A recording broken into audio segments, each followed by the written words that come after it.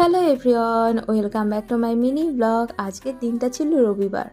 গত কদিন ধরেই আমার ছেলে পাউরুটি খাবো বলে ওর বাবাকে দিয়ে পাউরুটি আনা করিয়েছে। বাটার পাউরুটি খাবে, আর পাউরুটির ধারগুলো দেখুন খায়নি। এরকমভাবে কে কে পাউরুটি খান কমেন্টে জানাবে। আজকে না একটু তাড়াতাড়ি আর কি চান টান করে নিয়েছি। সামনের বৃহস্পতিবার আমাদের লক্ষ্মী পুজো, তাই একটু ঝাড়াঝুড়ি করবো ঠাকুর ঘরটা, ওই কারণে। আর এখানে মা ছোবড়াগুলো শুকনো করে ছাড়িয়ে দিচ্ছে, ওইগুলো আর কি নিয়ে যাব। এখানে আমার ছেলে আমাকে হেল্প করছে, পুজোর জোগাড়টা করে দিয়েছে। ততক্ষণে এখানে আমি ঝাড়াঝুড়ি শুরু করে দিয়েছি।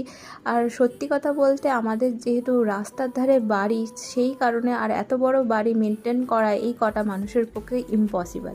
এখন অনিমারও সময় হয় না, ও একটু দেরিতেই আসে, তখন মোছামুছি করবে না ঝাড়াঝুড়ি করবে, তাই আমারও শরীরটা ভালো ছিল না, তো সেই কারণে কিছু করাই হয় না। যদিও আমাদের এক সপ্তাহ পরপর ঝাড়লেই হয়, মানে রোজ ঝাড়লেই হয়। এক সপ্তাহ এদিক ওদিক করতে করতে দেখবেন আর একদিক নোংরা হয়ে গেছে।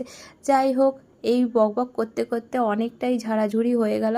এই ছোট এটা দিয়ে আমি দেয়ালগুলো পুচ্ছিলাম, আর একটা বড় আছে সেটা উপরের ঝুলগুলো ঝেড়েছি। আর আজকে দেখুন না, শ্বশুরমশাই দুটো গাছ নিয়ে এসেছে। এটা কি গাছ বলুন তো? রান্নায় ব্যবহার হয়। গেস করুন তো? আমি বলবো না, এটা আমি পরের ভিডিওতে বলবো এটা কি গাছ। আর এই ছোট ছোট তেঁতুল গাছের মতো দেখতে, ওটা তেঁতুল গাছ নয়, ওটা হচ্ছে আমলকি গাছ। কি সুন্দর না, আমি এই প্রথমবার দেখলাম। আর আজকের লাঞ্চে খেলাম ঠান্ডা ভাত আর মাছের ঝাল। That's it, tata.